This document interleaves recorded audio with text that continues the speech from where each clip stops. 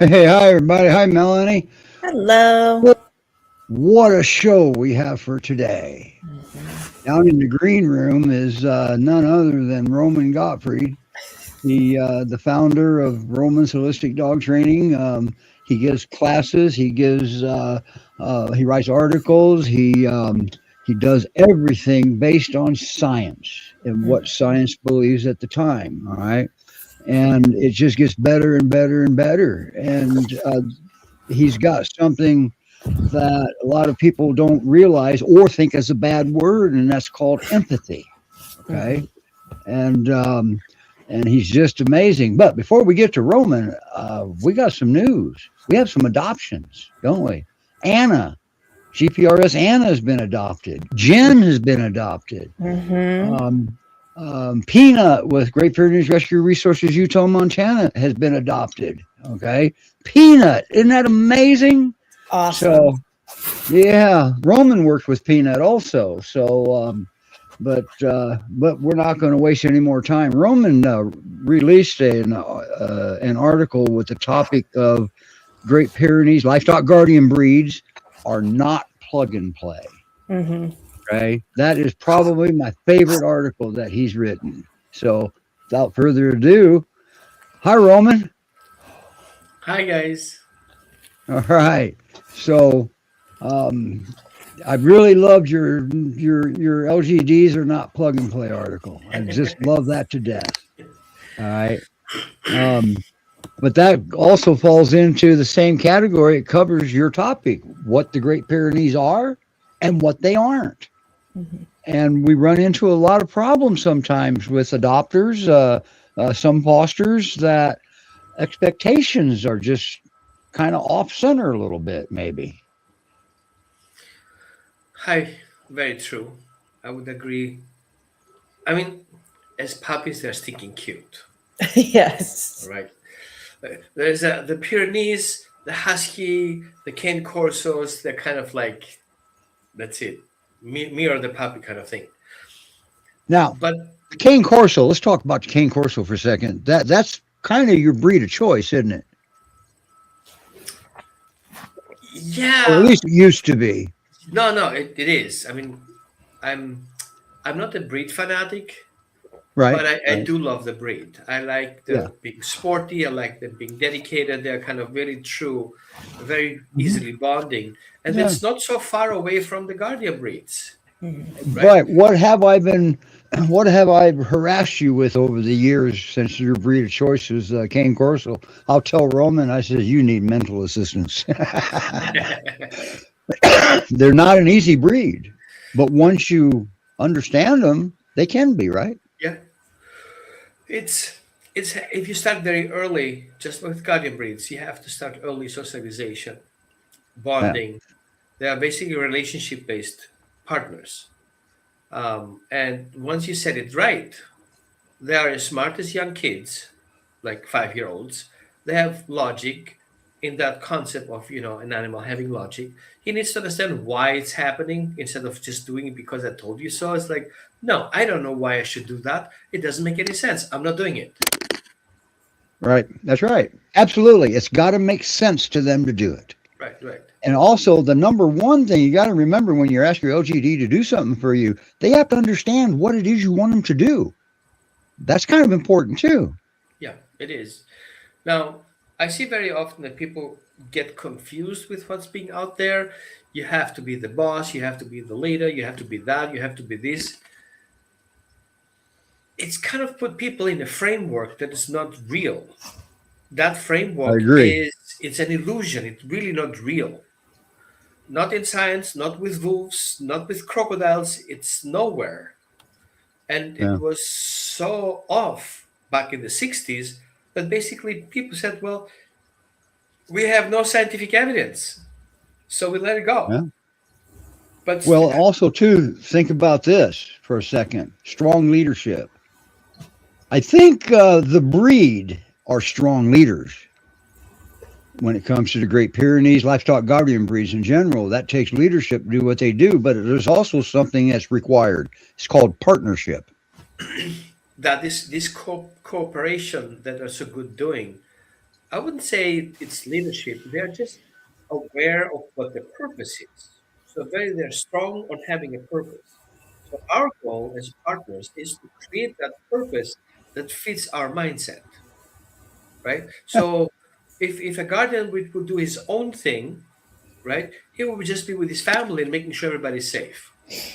Now we That's want right. them to see their family as our sheep and goats and horses and donkeys and alpacas, whatever. We want to make sure that they understand what it is about.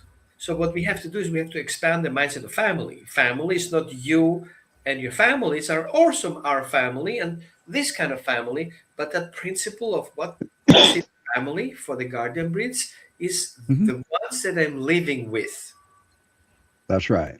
right? But you also got to, we sometimes can lose sight of something. And I've seen some of the people, even in the force free community, can lose sight of this if they don't have breed knowledge, for example, that they are still dogs. Yeah, so we have species dog, guardian breed, Mhm. individual. So we have to see that hierarchy. Behaves like a dog, thinks like a dog, does like a dog, lives like a dog, looks like a dog. And then we have the breed. He's being bred to do certain things, but it doesn't Yeah, mean because he was bred to, he's going to actually do it. that's right. Because That's breed right. genetics is, for example, if we take it the human aspect, is service to others. It's a breed trait, right? Right. Now, you Right. can have different types of service to others function. You can be a priest, you can be a police officer, you can be a gang member. It's also service to others, right? Hmm. But how it expresses it depends also how the family environment looks like. In that That's right. case, creating that family also creates, let's call it, I'm not saying it because people are gonna freak out, but there is a sense of justice. There's a sense of right and wrong, right? And Well, but so it dogs don't know that wrong part. Dogs no, believe from everything they're doing is right. right, because from our perspective is the wrong. From them, they understand what's right. However, they do have an understanding of purpose and what expectations are. And so these ritualistic behaviors they have, right, to create that balance in their family system is being aware of how the other one feels like with the things I do and how it affects That's me. right. So if I do something that somebody feels offended by and I'm aware what I just did, I can fix it because I don't want to have a conflict.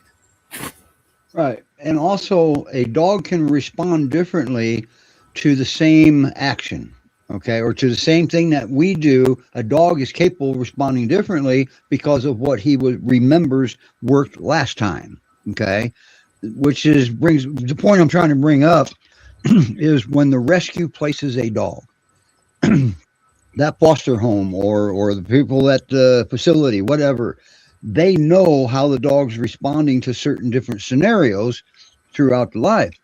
And so they know what your personality is because they're learning about you through the application process. So now they are, just because you fell in love with the picture of a dog doesn't mean that dog's going to fit in your home. And Right, the rescues are very, very good at finding that dog that responds to the way that your personality is and then placing that dog there. right. But Yeah. we have to be aware that the rescues, if they do it right, which the rescues that you're working with know how to do it right, we're not Yep. matching somebody who needs a dog and a dog needs a home. It just not fit Right. like that. But we have to see what temperament we have, what the family system looks like. If that dog is very sensitive to environmental triggers, it's difficult to put the dog in a place where kids are screaming, yelling, and having birthday parties next to the swimming pool. That's Okay, right. that's and I know no, I don't That's care right. how high your fence is and how experienced you are with dogs. That is not the proper environment for that particular dog because we know how the dog functions, and that's not a nice place.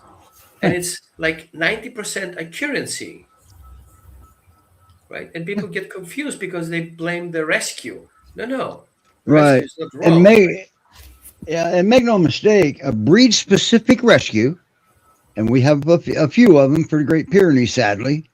Not sad because they're rescued, sadly because they're required. Mhm. Okay. And so they've learned a lot about their breed. Okay. And so you got to trust them. You got to trust the rescues. Okay. Can they make mistakes? Absolutely. That's called being human. But they recover quite nicely from any mistakes I've seen them make. So Yeah. anyway, back to the no plug and play and what they are and what they aren't. All right. I didn't mean to distract us, Roman, but hey, some things have to be said. So the floor is yours. Wow, that's a big floor here. Okay, You're not nervous, are you? of course I am. I'm always nervous. Well, let's start with guardian breeds are different because they were bred, they were evolved for the last 6,000 years, Or more. right? And I'm not talking about the Great Pyrenees. I'm talking about the Right, guardian right. breeds, right? Right. So Guardian breeds we in have general. scientific evidence because they were mentioned, but we also can see, even if they're not being mentioned, we can see the history writes a story. So the moment the people went out of the ice age and start building like more local homes and start creating their food, right? They had to protect food they had. And in that process, while dogs came with us, it seems there's some breeds that were better at protecting and some other breeds were better for hunting. So we noticed that very early in time we had two splits. The hunters that were easy to leave and return, and the protectors who used to stay and not leave. And that is what makes a difference, because we need a dog who stays and doesn't walk off because he saw something flying or running, right? But as the hunters and gatherers, we also need dogs who join us to the hunt, who goes and hunt and return back to us and share the food. And we see then back then the necessity of having a dog who stays put and a dog who goes out and comes back again. So we create those categories, hunting and guarding. And that's where we have to focus right now, because the guardian breeds have been evolved on their own in the family system they were with. Not because they were cute, because they know how to function. And then more and more what happened. And what happened when once you have two dogs or three dogs together in a group that performs, those puppies who are born learn from observing what the parents do and the siblings. It's kind of like a real-time school 24/7. Now, with hunters, it's not so easy because you have losses. Hunting dogs get in fights, right? Now, when we see that we have guarding dogs, we also see that we have a problem of restricting. How far can the dog guard around? And we notice that guarding dogs have different levels of guarding areas. That's right. That's very important. Yes. Right? The nearby area, which means the family, in that case the livestock, and the outer area, which is the property. So we have those two type of guardian breeds. The one who is like nearby, and the other one is further out. Now, how further out depends on the boundaries. Right. Well, the boundaries. Absolutely right. One of the formulas that determines how many dogs you have is the size of the boundaries. Right. Now, how many dogs do we need to form that boundary? I would say 3 is the good number small. Why? Because we have 2 partners who are working and 1 who's resting. If you have 4 dogs, you have 2 dogs who are resting and 2 dogs who are on the front. And if necessary, they can chime in. Now, is this a formula that is on stone? No. But we see the dogs are working in dyads. The one who knows the job and the other one who follows the job. It doesn't mean the one who does the job is the leader. It's just he knows more, and therefore the other one will learn from it. And then the other ones are observers. So you have 2 dogs in the front, and you have the mother in the back with the puppies, and you have other siblings that work with it. There is a continuous conveyor belt of information flow, and those dogs learn from each other. The more they see effective, the more they will learn from that. And this is where then comes in where people says, well, I can then adopt a puppy and then it becomes my guardian breed. No, because that was the plug and play system. If I get a child that was born by a police officer and a nurse, what will the child become if I take away the parents? So we can say from genetics predisposition, the father is justice and the mother is service to others. Okay, the puppy is then, in that case, the baby is a justice service to others. Okay, but I have a question then. Mhm. I'll be the devil's advocate. But they've been bred for thousands of years to be guardians. Isn't that instinctual? Yes, it's instinctual to be very sensitive to environmental triggers, very sensitive to not forget about things, very sensitive to not forget for a very long time about things, dare to express their feelings very loud and clear so everybody knows about it, right? And not backing away from the job. And That's they a breed intimidate. trait. Right. They but that's a breed intimidate. trait. But Right. how to do it and to whom to do that and when to do that and which tactic to apply, that's a learned behavior. That's right. Right? That's very Because important to know too. Right.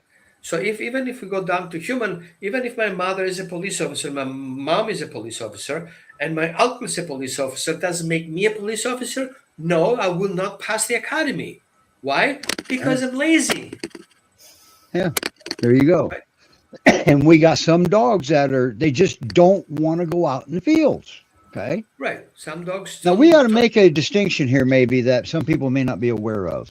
Great Pyrenees versus Pyrenean Mountain Dog or Pyrenean Shepherd, whatever you want to talk about. Is it true that Great Pyrenees, well, is it true? It's documented that the Great Pyrenees is only called the Great Pyrenees in this country. Okay. All right. And by now they've branched out to other countries, maybe Canada, Mexico, whatever. But initially in France, they were called the Pyrenean Mountain Dog or the Pyrenean Shepherd. Yeah. Patou. The French call them Patou. That's right. Yeah. I forgot about that. The Maremma sheepdog of Italy, I can't even pronounce what they call them. Yeah, the Greek guardian breeds, they call them Elinikos Pimenikos. Sounds Greek to me too. Now let's talk about that for a second. Mm-hmm.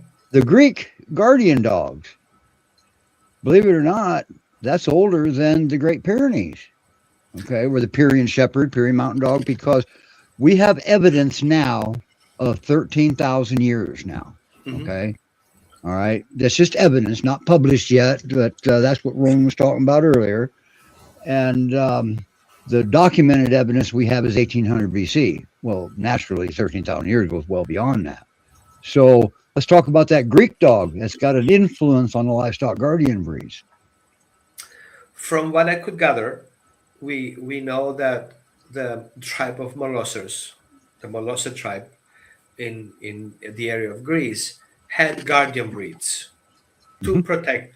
And imagine back then the people were not just soldiers, there was no communities, and there were just individual people who lived in small areas who had sheep and goats. And many of them were organized, and the one of which was the king of this organization, and that tribe, it was King Molosser. Molosser king, Molosser breed. So this king was figured out that having those breeds trained made them better guardian breeds. And he also found out that if you train them a certain way, they can also protect you as a person. And since those tribes had to protect themselves from other intrusions, they used also the dog for personal protection. So human interaction is not new with these breeds. No, it was actually very in tune. So the other part that King Molosser did was he was so influential. He says, all my allies, I'm going to give them a gift. I give them a dog that I trained for them. Like have an Italian friend and give him a Maserati, right? And believe it or not, that's how the first known Pyrenean mountain dogs came to this country. They were a gift. They were a gift and were transported by the Romans up north. And it was Skinner was his name, but not B.F. Skinner, the scientist. It was Skinner, the author. back in the early 1800s. So from there, it was kind of a common sense to have a personal protection dog. So that is also the hierarchy of your value. So for you to have a dog was good. For you to have a dog and a horse was better. Having a dog and a horse and a servant was even better. You must have been a king to have all those things together. And here we have Alexander the Great, who had also guardian breeds, and all his officers had guardian breeds. And as he went And that's up to north, documented. right, and when he's going east and north and west to his empires, Alexandria's, he had each individual officers equipped with a guardian breed. And as these officers were left behind to protect them, for them to return from their expansion, to find them officers back again and supply and food, those dogs start mating with other dogs in the area. And since the Molosser breeds were big dogs, all of a sudden we have an area where these big dogs happened, including up to China. Now we're losing here a little bit information who was first there. Were Right. the Mastiffs also there and they met with our Mastiffs? Or what exactly happened, we don't know, but we know that the Mastiffs were spread around through Alexander the That's Great. right. They got a lot of different models because of that, a lot of different names Right, because of that, and appearances are different too. Exactly. But the Molosser had the size that we needed. Right. Now, how the Molossers got to the size, there's another story that goes back to the people from Atlas Mountain Range, which is up North Africa, that says these dogs were really, really big, like Great Dane big, and they start spreading, but they were not so strong breed because they were But wait a too big. minute. Now we're down in Africa. Oops. Yeah. Wow. Right? So, So this is we- getting we- interesting. We can say that eventually the guardian breeds that we know now, the size, came from Africa and mate with other local dogs, and that would become later the Molosser breed. Now, the mating with other local dogs, was that intentional or not? We don't have documentation. of We that. know dogs what they do. They see an opportunity, they just hump it. Yeah,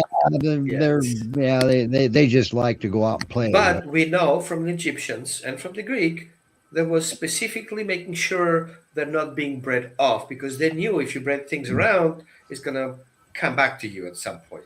Unlike breeding today, they actually knew what they wanted, Had and they very worked good knowledge hard to, about- and they worked hard to achieve it. Okay. They had good knowledge about breeding. Yeah. They were aware of that. Yep. It seems they had more knowledge than we do for some reason. They knew about the stars and constellations. They Yeah. talked about genetics and atoms. The ancient Greek talks about atoms. So they knew And things. they didn't have the science back then either. It seems They were just good, they smart had wisdom. They had wisdom. Yes. Yes. Yes. I like that. So now, how is it said that France is the birthplace of the Pyrenean mountain dog, Pyrenean shepherd, however you want to call them? Well, because Oh, we how have the did that come Pyrenees mountains in France, and we have the white No, dogs. no, they don't. They have the Pyrenean mountain range. Yeah. That's not Pyrenees mountain. That's Pyrenean mountain range. Right, the Pyrenean mountain range. And Yeah. there were nice fluffy dogs live there. Pyrenees mountain dogs. Right. Here's the thing. They weren't in this country. We've got limited documentation. We know that the first two Pyrenees came in from king or queen, one of the emperors or one of the leaders of France. I can't remember which one, and was a gift. Two of them were a gift to an author who wrote a book called A Sportsman and His Dogs, I think was the title of the book. First documentation from this country. They were still called the Pyrenean Shepherd. All right. Then somewhere along in that range between 1802 and 1865 was the first documentation that we saw with photographs that related to them as Great Pyrenees. So if you think about it that way, the United States of America is the birthplace of the Great Pyrenees. Sounds great. Like the Australian Shepherd is not really from Australia. No. The Australian cattle dog is, but not the Right. Australian Shepherd. Yeah. Now we got a little bit of history. So they're smart dogs. Everybody knows how intelligent the breeds are. We've got, as livestock guardian breeds, let's just touch on a few. We've got the Great Pyrenees, we've got the Akbash, we got the Kangal, we got the Maremma sheepdog, we got the Kubas. All right. So each one of them do a job a little bit differently, don't they? Well, we have to see the environment they're working. Well, there's a lot of variables here, not just throw them into a field here, they do a job, and you go 1,000 miles away and throw them in that field, and they're going to be lost, maybe. Right, right. So we see that over time they had these region adjustments and the needs of the people and the temperature and the environment and the predators. All these come together to make form a more adjusted breed to the location, right? So, but we have to see that even though that guardian breeds, they have little different ways of functioning because there were different type of needs. Like in France, for example, we have very populated area, so we needed a friendly dog who's not aggressive to people, but he needs to be aggressive to predators. In other areas, if we go more in the Middle East, we don't have any people. Basically, there's nothing there except of predators and food, right? So we don't have that social need that we have in France. The same thing with Hungary, the same thing with Italy. But again, depending on the environmental triggers and the predators around, how friendly these dogs are depends on how we educate them in the very beginning. So the more populated area those dogs live, the more socialized they get. The more up in the mountains they are, the less getting socialized.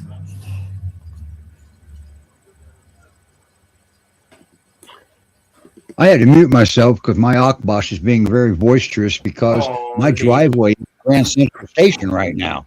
All right. And I don't, it figures the show was here, so let's get the dogs barking. But in my defense, the show's about dogs. You might hear some barking. Um, Right. so let's fast forward since we're halfway through the show if we ended at 5. So somebody goes to a rescue and they adopt a Great Pyrenees mixed with an Akbash, say. Does that even make a difference? The breed mix? I It have an does. opinion. It does. It can. It might. It can affect. But what exactly is going to pop out, we don't know, Mhm. because it depends on not only the genetic structure, it depends also the dog experience, right? Just the breed alone doesn't make the dog. So even if you have two dogs from the same litter, the same age, the same sex, and they grew up in two different places with different experiences, they will show different behaviors at the end of the day. But that isn't that from their past experiences? Yes, from the past experiences plus the genetics. So the genetics Right. are the foundation, and then the The breed experiences will traits. make it more intense or less intense.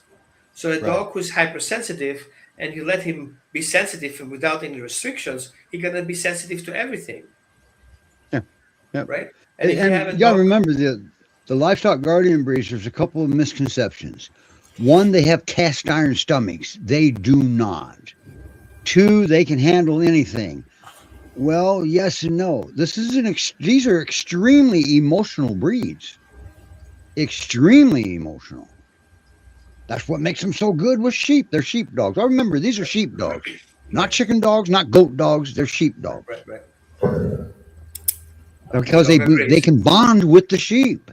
They can also bond with deer. I just read not too Right. long ago, They can also bond with people.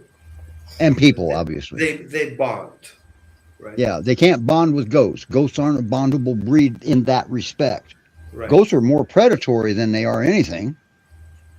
Chickens definitely. So chickens have a problem. If you put a Great Pyrenees with a chicken, expect them to have chicken dinner. Yep. If they don't, then okay, you got lucky. You want to ease into this, and not all guardian breeds are going to be okay with chickens because they charge the dogs. What do the dogs do when they're charged? They stand their ground. Okay, And a I'll shut chicken up can be now. tough. Oh Like man, have they you ever are. deal I've with been the bitten by rooster? a Oh chicken. yeah, Geese are worse. yeah. And they have wings. And guardian breeds are basically programmed to not like wings flying around. Oh, we lost the host. Oh, we did. I don't know what happened. So that's one thing that I have to point out, since he's not here to stop me, is that when we have a puppy and we have chickens coming into the game, the puppy has to be desensitized and get social with those chickens. But also, you cannot just throw the puppy to the chickens, because the chickens will attack the puppy. What we have to pay attention to is start helping them feel safe with the movements that chicken do and the way they function, the way they do things with each other. And from that part, slowly, we can start integrating the puppy into the chicken environment by going together to feed the chickens, going out again, collect the eggs, have the dog with us. Right? And we cannot just lock the dog with the chickens. No. Okay, you're back. Yeah, so Sir barks a lot. So we had a He's an chicken Akbash. He's my Akbash. And the Great Pyrenees has that deep throaty bark to intimidate predators to stay away, humans to pee their pants, etc. Now the Akbash a little bit different. Their bark, I believe, can actually wake the dead. Okay. They've got a bark that carries, and they mean it. They still stand their ground, but they're not known like the Great Pyrenees to stay with the flock and protect them and move them if necessary. They will abandon the flock, eliminate the threat. Okay. And I believe there's only 2 of the breeds that will actually stay with the flock, and that's the Moran Sheepdog and the Great Pyrenees. And now that was Melanie's turn. How many dogs do you have there, Melanie? Right now, just 2, but we're supposed to go get another foster next week. Okay, all right. And one's a German Shepherd, and the other one's a Great Pyrenees or whatever she is. Yep, there they are right there. Melanie had just lost one recently. She had 3. She had an older Great Pyrenees also. And that happens with older dogs. Sorry, it does happen. Does I anyone lost have any one. questions? I lost Zoe. Roman knew Zoe. Yeah. So does any of the viewers have any questions? I don't see any popping up yet. That's interesting. Does everybody know it all? Wow. Okay. That means no dogs should be returned, and me and Roman are going to go out of business. So one thing as we talk about, one thing that people get confused is my dog is a livestock guardian dog, but I don't have any work for him right now. I'm going to adopt him out to somebody else, continue the job there. That's How will that one work of out? the, yeah. Right? Yeah. So first of all, we have to kind of make sure we understand how generalization works. Just because the dog And is what good a with job chicken and means. cats and kids doesn't mean in another place it will be good with cats and kids, because these are not family. Suddenly he loses his own family. He's going through a grief process. He wants to go back to his family, and now he's dealing with strangers. So all these people who adopt a dog are strangers, and the kids are strangers, and the cat is a predator, and the other goats are strangers, and the families are strangers. That dog doesn't know those people, and Right. doesn't know that breed.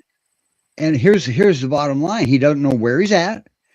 He doesn't know why he's there. He doesn't know who you are. And most importantly, he doesn't know where his mom is, the person he trusted. Right. So Okay. if we plug in out the dog from one place and plug him into the other place, we said again, it's not a plug and play. It will not plug in the same way it was plugged out. Yeah, that's which right. means the dog And has just to go in. And Right. just because Melanie's dog gets along with her cat doesn't mean the dog's going to get along with your cat. Right. The cat, that just takes a little bit of time, but time really isn't what's at play here. It's events, Well, isn't it, Roman? it's a sequence of events. If the dog doesn't create a secure bond with the person will not be able to introduce the cat. The dog has to feel safe. Right. But at the same time, if the dog hasn't had proper education as a puppy, how to create those bonds, he will have hard time bonding. Yeah. Oh, right? yeah. Good So I point. work with Damn good people point. who needed to rehome the dogs, and there was no other option. So what we did is we trained the dog from scratch to learn how to build relationships, so he has a strong foundation to move to the other place and know how to build those relationships. And I know that That's sounds right. weird, but do dogs have a relationship? They relate with the goats, they relate with the predators. Who am I in a relationship? With you, and with the other, and I have to behave accordingly based on our relationship. That's right. If you present yourself as a predator, they're going to treat you with suspicion. Right. So if you want to be aggressive to a guardian breed, then expect aggression back. That's right. And if you raise a Pyrenees with aggression, then he's going to express aggression because he thinks that's the right thing to do. Right. We And had a if you dog yell at the one time. kids, yeah. We had a dog with mountain mamas one time before it was actually mountain mamas. And he was evicted from the state of Wyoming. And here, yeah, that's a, who gets evicted from an entire state. But anyway, here's what had happened. The guy got a new Great Pyrenees.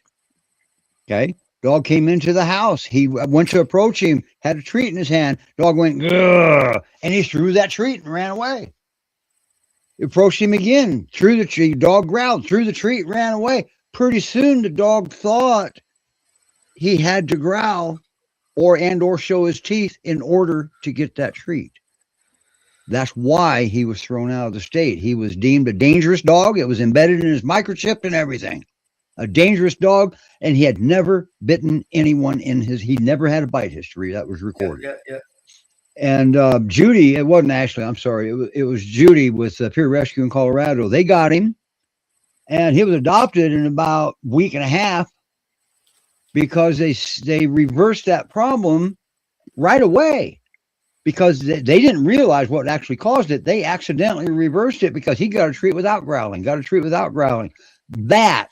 is what normally a dog does. And he quickly went back to that. But yeah, he got evicted because he thought he was supposed to growl in order to get a treat. Confusion. That's right. To utter the confusion at its finest. Yep. So anyway, go ahead. I'm sorry, Roman. I had to share that. There. Yep. So why does my Pyrenees behave differently on walks with my husband than with me? With my husband, he's more on alert and he wants to guard him. With me, he's relaxed and just a goofball. Well, good Debbie question. has Ursus, and Ursus is an amazing dog, but he's still a Great Pyrenees and he's still a dog. I noticed over the years that guardian breeds are very sensitive, emotional sensitive. And if we have, I'm not talking about sex, I'm talking about energy, or the masculine and the feminine, right? A person who's very masculine, very direct, very structured, and is going out and making sure there's no problem happening, the dog will adapt that search and is going to adapt to that action. So if the husband goes out for a hunt and protection, the dog will go into a hunt and protection because that's what the group does. If he goes with the mother, who is loving and caring, very feminine, not woman, just feminine, with care and love, right? And oh, look at the baby and oh, the bird and all this stuff, and we're good and we're safe, and carry that safety with her, that dog will feel safe and it doesn't have to do those same behaviors. However, there is a flip side to that. If I'm loving and caring, but I'm concerned going outside and I'm vulnerable, then the dog is called in to be protective of that vulnerable person. And people confuse that for jealousy sometimes. Right. So the dog is not always behaving on his own, he's also behaving based on the group dynamic and what message is being come across. Yeah. And of course, there's previous experience for that, right? And then we call that feeding on the emotion at hand. Right. So does emotion go through the leash? No. It goes through emotional exchange. No, I wasn't expecting that one. No, but the dog feels safe to be himself. That's right. So he can bounce around, play around, Right. be a goofball Because what we want, what Deb is at that point, she's a safe haven. So the dog can be a goofball, explore, and come back again. Like, oh, I'm gonna see this, that, I'm gonna look at that, I'm gonna look at this, right? right. And simply because your husband has a deeper voice and he's confident on the walk, that doesn't translate the same to the dog. Okay, the dog sees him as being on alert all the time, so the dog that puts the dog on alert. But also we see that husbands want to be very strict and they want to be very structured, and that can sometimes hit the wrong way to the dog, because the more you take away that control, the less control the guardian dog has, the more unstable he becomes. Right. Her husband is a really good guy, really awesome guy. All right. Is he strict? Well, yeah, aren't we all to some point? Okay. Do we have expectations? Yeah. I don't think he's got over expectations of his dogs. They fostered a lot of dogs, and but I believe you hit the nail on the head. It's his confidence that's putting Ursus on alert. Right. We're just having general conversations. I'm not the person, I don't know the family. I understand. The dog, right? Yeah. But I see those different dynamics that can play a role of how the person takes the dog out for a walk, right? And how this can change. I've seen families from, him from same gender where we would expect, both of them are the same handlers, but they're different. Even though they have the same families, they behave differently with the dog and vice versa. And this is, and what we just talked about right here should give you a good idea of why it's dangerous and reckless to go into a training group and ask questions and follow advice from somebody that does not have a profile on your dog. Right. Well, that's because a good point. there's so many different ways they can respond. I feel that one of the most important pieces, if you want to help a dog or a person, is to create a behavior profile. Why the dog is doing that? What's his history? What's his medical history? What's his training history? What's his relationship history, right? And if we don't have that mapping and that behavior profile, we don't know what we're dealing with. And guardian breeds, in general, all the dogs, is not something you can take out of a shelf and says, oh, this is a dog, page number 35, guardian breeds, this is what you have to do. Now, so basically what this amounts to is basically he's got the human side of the story, so now he needs the dog side of the story. That's how you build a behavior profile for a dog. And and that's really, really important, because anything else, what happens if you answer a question, they put it to work and it backfires because you didn't have a profile, because you missed the reasoning. Okay. So we see very often, be careful of those groups. People say, my dog resource card, and you see 150 advices. Wait a minute. Yeah. Some of them are very scary advice. Like, the simple thing, especially for guardian breeds have a different metabolic system. They need more food. They need more energy in the winter, but also in the summer. And if it's a puppy, it's growing. He cannot and learning. And learning is doing too much, right? So it can happen that a dog is underfed with low quality ingredients, and he is resource cutting because he lacks on nutrients. And it's not the dog's fault. That's right. Right? That's right. Nutrients are extremely important, because you don't want, while you're teaching your dog, if your dog's distracted, well, he's not going to learn at least the same way. And make no mistake, if your dog is continually hungry, that is a distraction. Right. And resource cutting can also be a learned behavior. So if a puppy grows up with parents who are resource cutting, he's going to adapt from that behavior and he's going to replicate that. Yep, that's right. If he has to fight about dog food in the kennel or in the barn with other animals, and the only way to get his food right is kind of guarding, of course he's going to behave that way, and he's going to help. He's intertwined into all the lighting, okay? And I'm getting a little nervous here. So if you hear crash banging and my background goes away, you'll know Pickles took the lights out, okay? Got it. So, because he doesn't know to step completely over these cords that should be under a rug. Okay, watch out, boy. Okay, this is going to get humorous here. All right, now you can go, big guy. There you go. Now you can go. Oh, I don't want to go now. Now, what I'm doing here, do you see what I'm doing? Nope. He didn't. Well, you can't because background. He wanted to go through here, and instead of telling him he can't, because he wanted to lay down right back there. Right. So instead of telling him he can't and disappear like you just did, I created a situation that allowed him to continue to move forward. Smart. Okay. All right.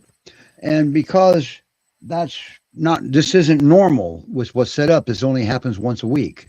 Okay? Right. And you never heard me once say no. That's No. a very confusing word to a dog. Yes. How many definitions do we have for that one little word? No, don't pee there. No, don't go poop on that. Get off no, don't get on my bed. No, don't get on the couch. That's all different definitions. Okay. And besides that, there's no action. You're going to have better luck if you teach your dog a cue word that has an action that goes with it so he can make that association. Let's do a test. Okay. Don't think on an elephant. Do not think about an elephant. Don't think on it. What do you think for? So if I tell you don't do it, it doesn't tell you what to do instead. That's right. But if I tell you think on a bird, you will not never think on an elephant because now you're thinking on a bird. That's right. So if a dog does something and you say no, persuasion. That's it power doesn't take persuasion. that as to undo it. Right. If you don't want the dog to do something, give him something else to do. There's something else people don't realize that some dogs, a lot of dogs, when you say sit, they may not have a clue what you're saying. It could be something that goes with the word is what they're associating. Like when you say sit, you go sit. You just moved your arm. Or if you say sit, you move forward just a little bit. That's what they're responding to sometimes. Well, it's a great point because I will ask a question. What does sit for the dog mean? What does down mean? And what standing means? These are all specific behaviors that are directly connected with felt safety. Mm-hmm. Okay. Now, sit is unnatural for a dog too, by the way. I wouldn't say it's unnatural because dog will sit on its own. But not all the time. Usually a dog will go from standing to plopping down, laying down. Yes, I would say yes. But also if you look guardian breeds around, they sit. Yeah. Now they will sit. But they will elevate so they can watch around. And they'll sit on a mound too. Right. Or so I would say couch. Sitting and laying down and standing are directly related to felt safety. Mm-hmm. If the dog feels comfortable and safe, he's going to lay down. If the dog is like, I don't know about that, I must be ready to get in or out, he's going to sit. And if he doesn't feel safe, he's going to stand. Right. You notice how often Roman's using that word feeling safe, safe this, safe that. That is for a reason. Because if your dog doesn't feel safe with you, you got some work to do. Okay. That means you need to change the way you're doing something or looking at something or feeling about something. Because if your dog doesn't feel safe with you, especially a dog you've had for a while. Now, a new dog, that's your goal. That's your first goal, is to help that dog feel safe. And just because you think he's feeling safe doesn't mean he's feeling safe. Okay. And it's not always the people's fault, because if I get a puppy that was bred in not safe environment, we have a chronic stress and we have a trauma that comes in with the puppy before he was born. Right. So, But again, no matter what the situation is, our main goal is for the puppy to feel safe. And why it's important for guardian breeds? What are they protecting? Safety. Yep. That's right. The main function is to keep safety safe. That's right. All the way down to food aggression. Right. Because sometimes guarding the food really may not be about the food at that time. It could be the food was the last straw that broke the camel's back, possibly, Okay, but that could be trigger stacking. We want to clarify something like off the bat, and it's Oh, it's probably non-negotiable. food. Non-negotiable, right? Right. Resource guarding is not a guardian breed trait. No, it's not. It's a species trait. That's All right. dogs may show resource guarding, from a Chihuahua to a Great Dane. And it's a natural behavior because as a species, they are opportunistic scavenging predators, which And means food is vital to they, their survival. right? They find food, they have to get it before somebody else is getting it because That's they right. don't want to kill. That's right. Okay. So this isn't breed specific in any way. No, but wolves are family oriented. They have a strict family order. Everybody knows when to eat and when not to eat because it's already established. They don't have to resource guard, but dogs do. That's right. So Now let that sink in. Say that again for me with the wolves. wolves, because of their family structure and because of their order they have, that respectful order with each other. Their hierarchy, if you they may. don't have, this family hierarchy. They don't have to resource guard because everything is already mapped out. But That's for right. dogs, they usually have to search for food and get it before somebody else get it. That resource guarding is natural behavior. And guess what else too? You remember the alpha stuff and the pack crap?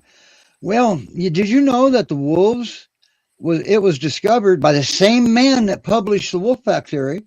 It was discovered that they weren't fighting for this. It was simply mating. There was no fighting for all of this. It was kind of just happened. It wasn't intended either. That's a human thing. We put in our heads, not theirs. Well, if we want to see the dominance hierarchy in function, I'm sorry for the New Yorkers, but they have most elevators. If you put 5 New Yorkers in an elevator and take their phones away, at some point there's going to be something happening there. Yeah. If somebody observes it, then we can say that's dominance hierarchy. Whoever is the strongest one is the one who survives in that elevator. Mm-hmm. That's right. Yeah. But we see if we have a stack of wild animals being in a cage, that's what the theory came up. They didn't know exactly how wolves function in real life. These are all wolves from different family systems being packed in a situation. Of course, they're going to fight for survival because they don't know what else to do. A few years ago, there was some footage that was on our news, one of our local news channels, of a gray wolf, or it looked gray, grainy video. It was from trail cams, and then a drone afterwards.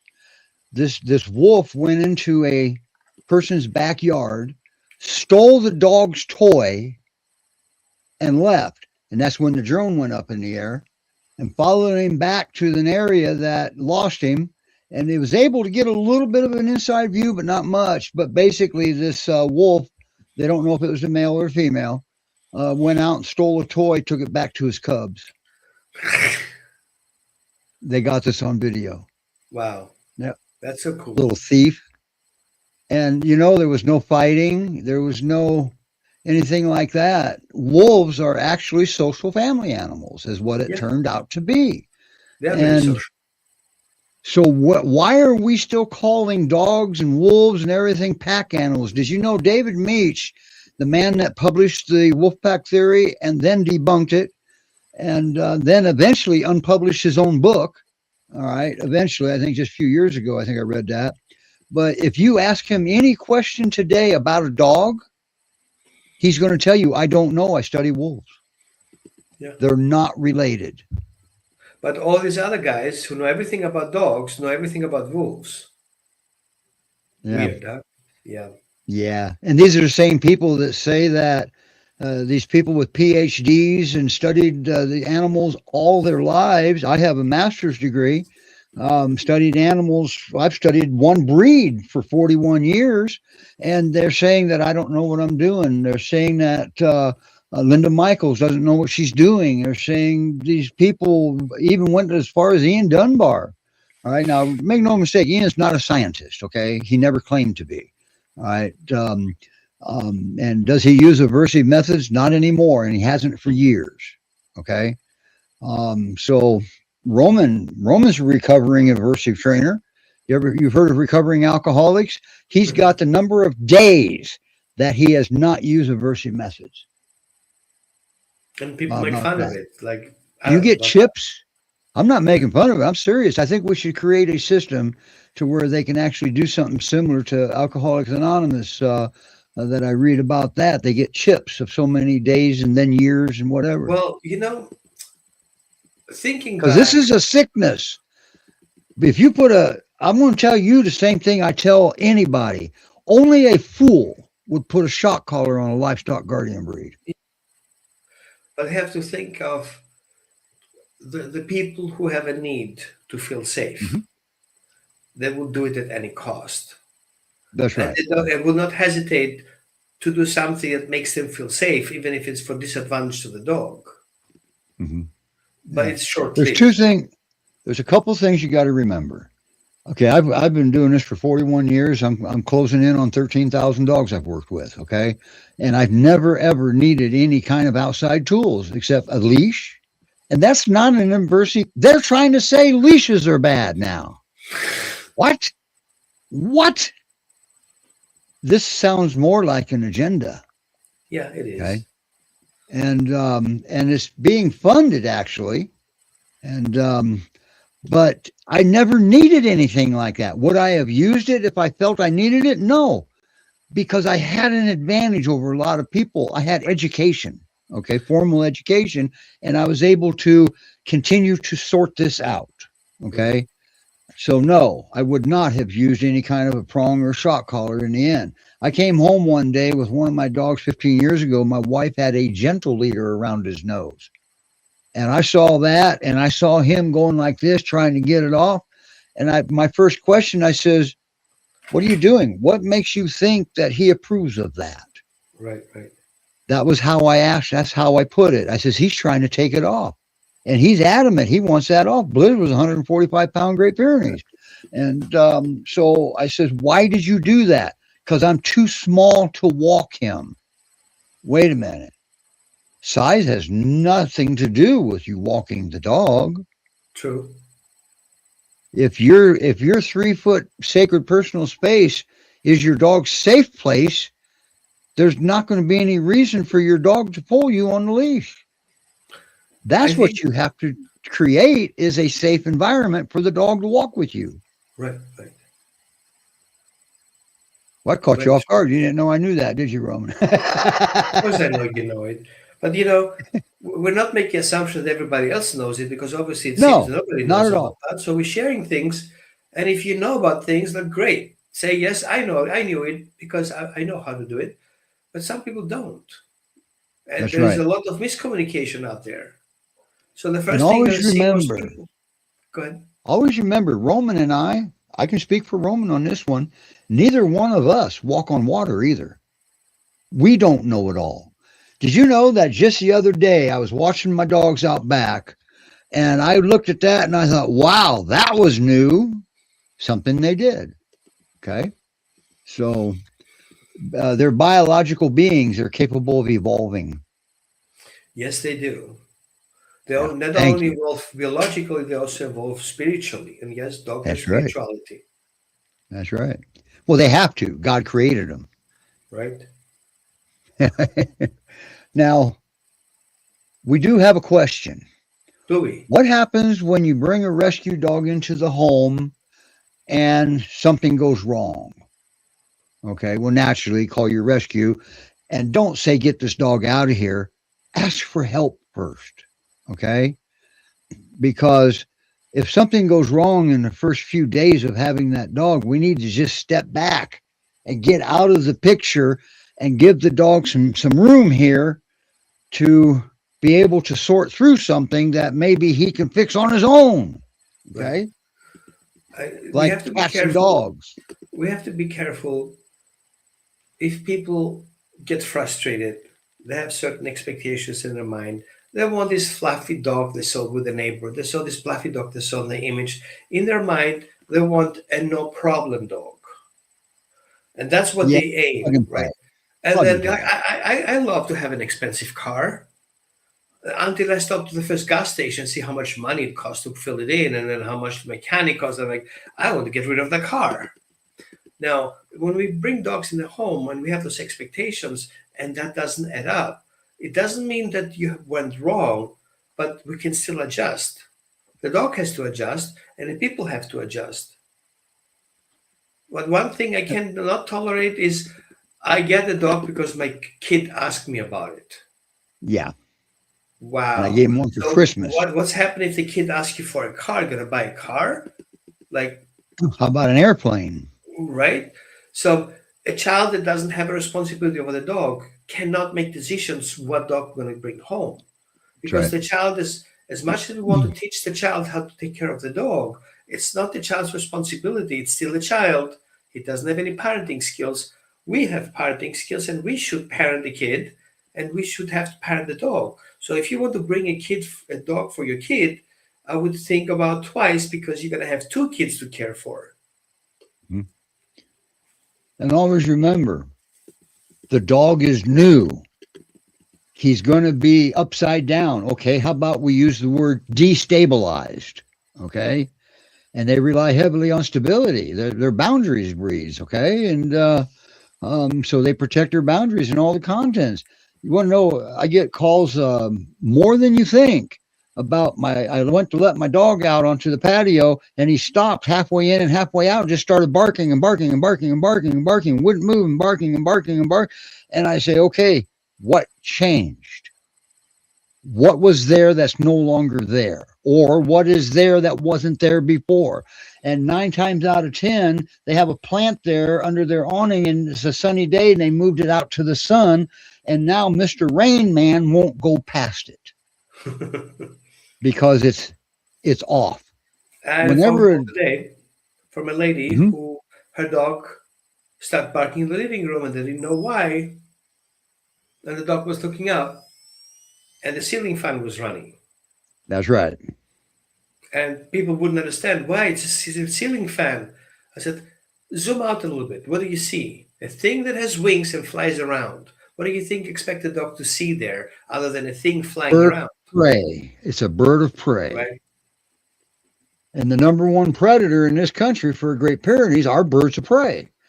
Yeah. And threats come from above. And guess what? Wings.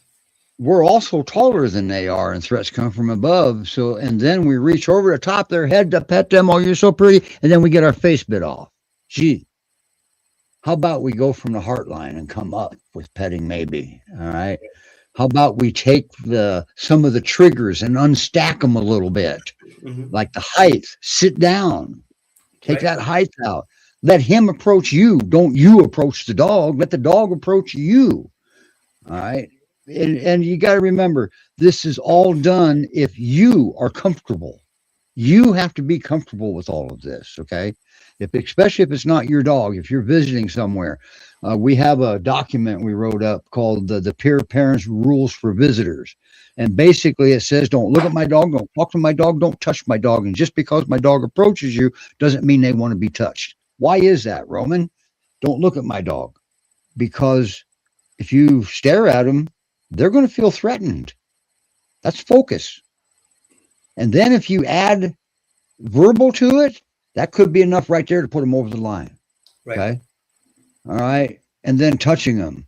They want to sniff you. They got to process you. The only way to do that is to sniff you. And when they approach you, what happens if you reach out? Oh, he's coming. I'm going to pet him. That dog stops and puts it in reverse. Doesn't get to process you because you ran him off by thinking he wanted to be touched. So that document is a very, very successful document, and because it's so important. All right. Anything to add to that, Roman? Yeah. Because you helped, believe it or not, you helped write it and don't even know it. Well, if somebody wants that document, put me in your comments, and we're going to send it. There you go. I have a lot of documents. Roman has a lot of documents. Roman had a lot of videos that he used to do on Facebook, and Facebook, there's a problem now with Facebook. Facebook has decided that live videos don't mean anything to anybody anymore. And after 30 days, they're deleting them. the show gets deleted, which is why the show now streams to more YouTube channels than we do Facebook pages. Okay. And until Facebook changes that, we may end up, well, these are our 3 core rescues that have good, strong Facebook pages and actually let us stream to it. Right? And the Great Pyrenees Rescue Society and Great Pyrenees Rescue Resources, Utah, Montana. And then we do New Hope's page, but New Hope Behavior Consultants for the Guardians, that is the home of the rescue show. And matter of fact, the vice president of New Hope is right up there in the upper right-hand corner up there. All right. And Melanie's the vice president. So, but we have to make sure we meet the dog's needs. When you first bring your dog into your home, let's not boss him around. Let's not expect obedience out of there because you got the wrong breed to start with. Don't make them do something for you. Make them want to do something for you. Okay. And see if that makes a difference. But you need to get them to feel safe. And ultimately, you want them to feel safe in your little sacred personal space around you. Go ahead, Roman. See, at the very bottom of that says, the hierarchy of dog needs. And we got more comments. Oh, I don't know what Rena wrote. I think she has a typo there. Yes, it was yes. She agrees with you. Yeah, and you're very welcome for the show. And let's see a show of hands or whatever you want to call it. If you want Roman to do this again, and if there's a topic you would like to have Roman cover, and we will make sure we focus on it, then Roman would cover that topic, and maybe we can get Roman to agree to come back on for another special. Okay. And you know, granted, we like to see dogs on and stuff, and that's why a lot of you come here, but behavior is real. Okay. And there is help out there. There is. Well, we can do the following. If somebody of the viewers can capture behavior that's like, why is my dog doing that? And there you go. Why would, right? We can then take that video, analyze it, and people can learn from it. And because here's what will happen with that video. We'll get the dog side of the story through body language, movements, reaction. It may could take 2 videos, could take 3, could take 1, but the key to this is the video. That's the next best thing short of us being there. Okay. And now Roman does in-person work, but you'd have to travel to Greece. Well, I do online work a lot. Online work is extremely successful. Sometimes it's not for everybody, but then so I mean, when it's not, I'm in the U.S. still, so usually I'll go there. All right, New Hope does have a small fund, or we can do a fundraiser to let me travel to the dog if necessary. That happens sometimes, not all the time, because we're getting better and better at virtual. Roman introduced me to virtual, what, 2013? Yeah, I'm doing this since 2009. Yeah. And my first dog ever, he just passed away, a year and a half ago. His name was Leo down in Alabama, I think. And Roman was watching over my shoulder, supervising the virtual. I had never done that before, and I didn't think it was possible. Okay.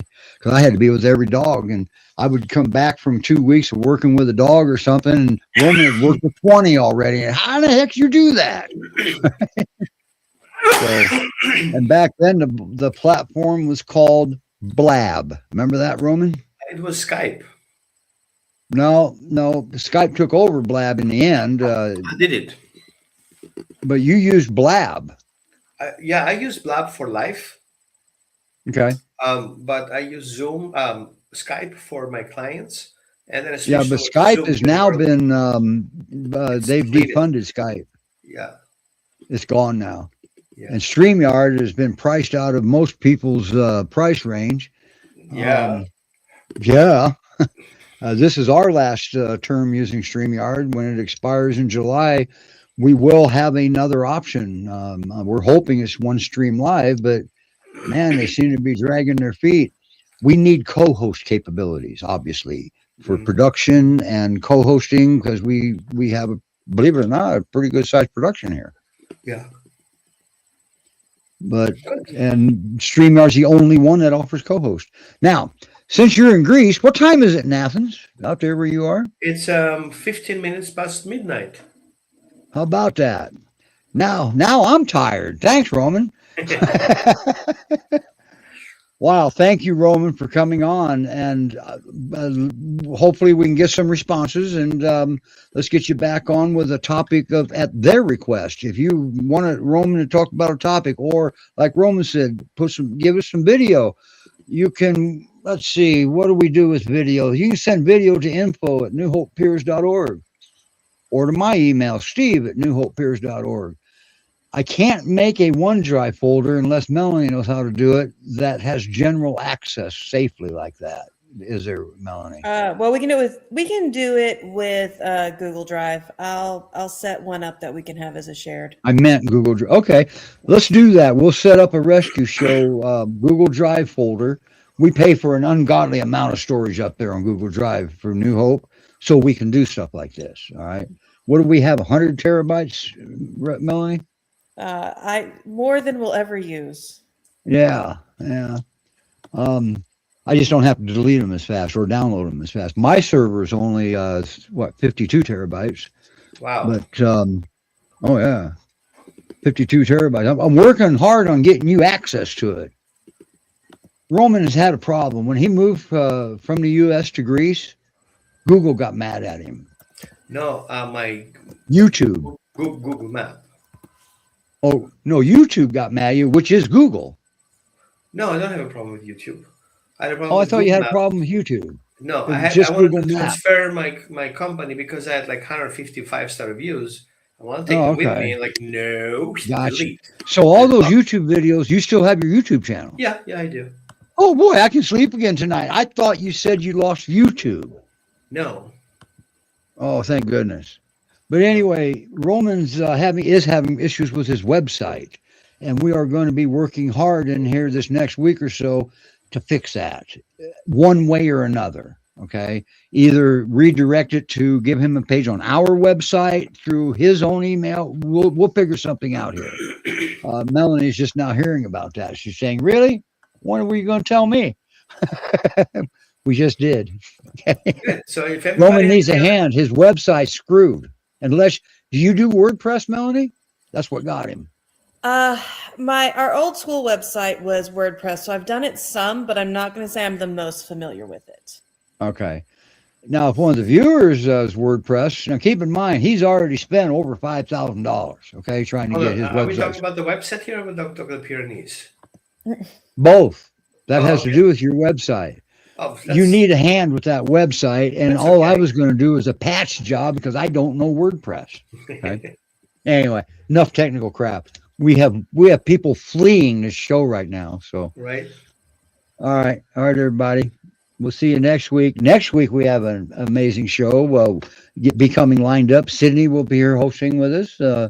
Everybody loves Sydney, and she's got some stuff up her sleeve too. So.